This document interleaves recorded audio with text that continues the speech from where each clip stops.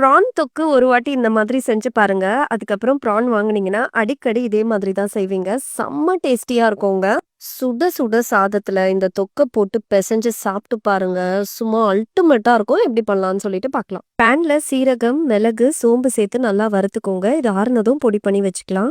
இப்ப கடாயில எண்ணெய் ஊத்திக்கோங்க. சீரகம் சேர்த்து பொரிஞ்சதும் கருவேப்பிலை சேர்த்துக்கோங்க. 2 வெங்காயம் பொடியா நறுக்கி சேர்த்து நான் நல்லா வதக்கிக்கிறேன். வெங்காயம் கண்ணாடி பதம் வந்ததும் 2 பச்சை மிளகாவ பொடியா நறுக்கி சேர்த்துக்கோங்க. இஞ்சி பூண்டு பேஸ்ட் சேர்த்து நல்லா வதக்கி குடுத்துருங்க.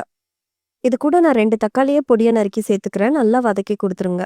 தக்காளி ஓரளவுக்கு வதங்குனா போதுங்க. இப்ப இது கூடவே மஞ்சத்தூள சேர்த்து நல்லா மிக்ஸ் பண்ணுங்க. கூடவே உப்பையும் சேர்த்து நல்லா கலந்து குடுத்துருங்க.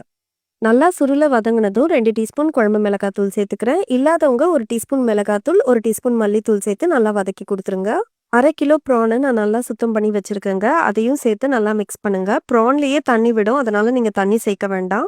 அடுப்பு மீடியம் ஃப்ளேம்ல வச்சுக்கோங்க. நல்லா கலந்து குடுத்துட்டு மூடி போட்டு லோ ஃப்ளேம்லயே ஒரு 5 மினிட்ஸ் குக் பண்ணுங்க. பார்த்தீங்கன்னா ப்ரான் நல்லாவே வெந்துருச்சு. இப்ப நம்ம அரைச்ச பொடிய கடைசியா சேர்த்துக்கோங்க. நல்லா கலந்து குடுத்துருங்க. லோ ஃப்ளேம்லயே ஒரு 2 நிமிஷம் விட்டீங்கன்னா, நல்லாவே எண்ணெய் பிரிஞ்சு வந்துரும். கடைசியா கொத்தமல்லி ஆட் பண்ணிட்டு சர்வ் பண்ண வேண்டியது தாங்க. செம்ம டேஸ்டியா அல்டிமேட்டா இருக்கும். கண்டிப்பா ட்ரை பண்ணுங்க. என்ஜாய் பண்ணுங்க.